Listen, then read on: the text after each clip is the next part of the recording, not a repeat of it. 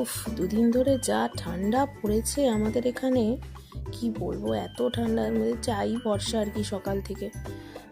এই ঠান্ডার মধ্যে আমরা চলেছি আমার বাড়িতে, যেখানে আজকে জিসাপুরীর জন্মদিন সেলিব্রেট করা হবে। তারা দুজনে কেউ যাবে না টোটোতে, সবাই বলছে বাসে। ধরো, দু হাত দিয়ে দাও, দু হাত দিয়ে ধরো। এটা ধরো না, এটা ওর জন্ম।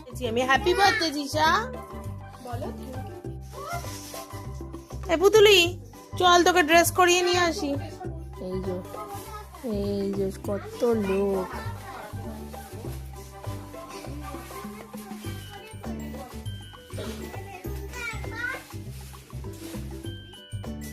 ব্যাস, এবার যুদ্ধ লেগে যাচ্ছিল যে কে আগে কেকটা কাটবে। শুধু খালি কেকে মোমবাতি ফু দিয়ে খালি নিভিয়ে দিচ্ছে ওই দুষ্টু ভাইয়াটা।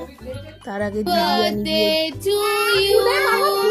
Happy birthday to you, happy birthday dear জিসাপি, হ্যাপি বার্থডে টু ইউ। এবার কেক কাটো, এবার কাটো কাটো কাটো কাটো।